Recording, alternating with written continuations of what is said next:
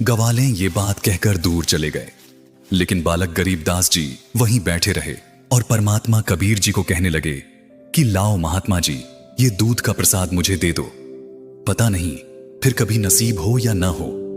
ये बात सुनकर परमात्मा कबीर जी मुस्कुराए और बालक गरीबदास जी को दूध का प्रसाद दे दिया। बालक गरीबदास जी ने दूध का प्रसाद पिया और बैठे रहे।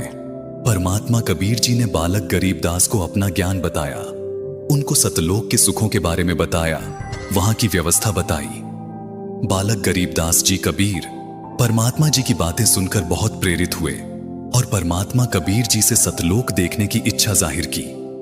परमात्मा कबीर जी ने बालक गरीबदास जी को नाम उपदेश दिया।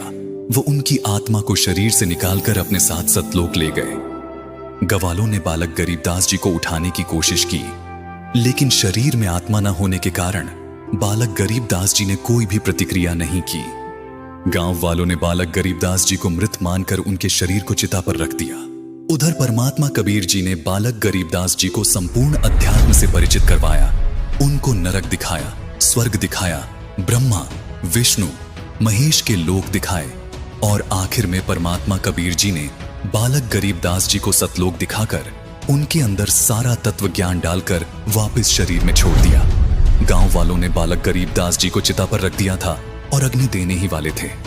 तभी बालक गरीबदास जी के शरीर पर बंधी सारी रस्सियां अपने आप टूट गईं और बालक गरीबदास उठ खड़े हुए। उठते ही बालक गरीबदास परमात्मा कबीर जी से प्राप्त अमृतवाणी तत्व ज्ञान को ऊंचे स्वर में बोलने लगे। पूरा गांव गरीबदास जी महाराज को पागल कहने लगा।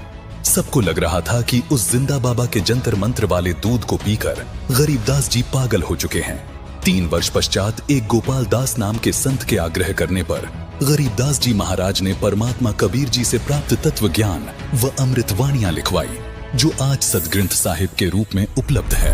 अधिक जानकारी के लिए डाउनलोड करें संत रामपाल जी महाराज ऐप व सब्सक्राइब करें संत रामपाल जी महाराज यूट्यूब चैनल।